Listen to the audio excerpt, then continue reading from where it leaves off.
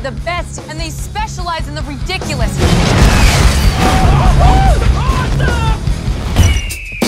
Just a heck of a beautiful place. Just a timeshare, I'd love to get in on it.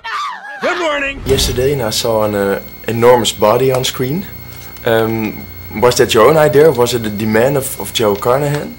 No, I wanted actually you're right, I wanted my body to be larger on the screen than everybody. No, that was his idea, to be in shape, yeah. Okay, and you weren't that big before you did the audition? No, not even close, and nor am I now. And was it a workout or a diet or anabolic steroids or? I wish it was steroids. It would have been much easier.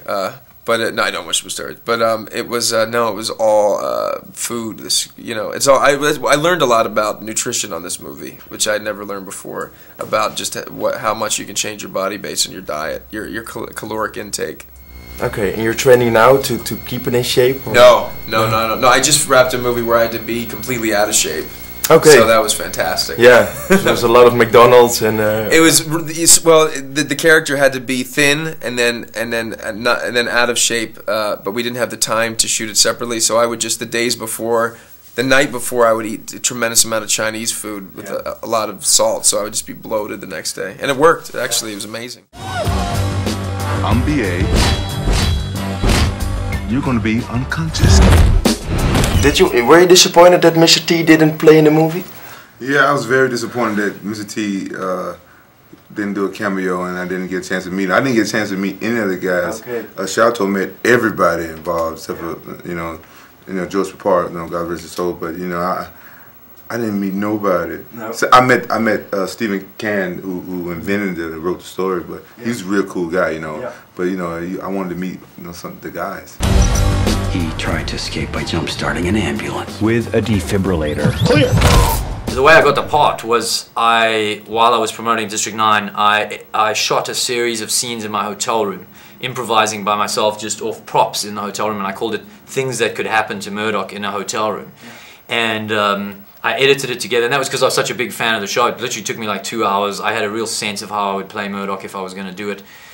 Sent it to Joe along with a picture of me with a Mr. T, you know, B.A. Baracus birthday cake when I was 11, and that's how I ended up playing it. My kind of guy. I told you the mission wasn't over. I had a couple of dangerous moments on set. Yeah. Tell me about it. Well, the cigars he gave us were Cuban cigars, and even when I was a smoker, I smoked cigarettes. I never smoked cigars, but. In playing this role, and Joe, the director, always wanted me to have real cigars. I started off with rubber ones because of my addiction.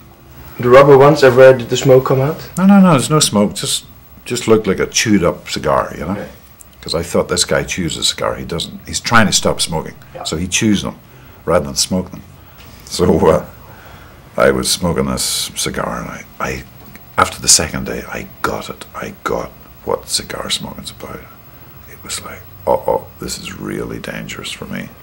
I'm a nicotine addict. This is really dangerous. And Bradley, my buddy, is an ex-smoker too. So we'd be doing a scene and I'd be puffing on this and doing all this sort of stuff, and he'd say, just blow that smoke over towards me, will you? So that he can get a little bit, you know. So it was dangerous. Hands up! You banking my van! I'm gonna kill you, fool! You can't park there. It's a handicapped zone. The A-Team.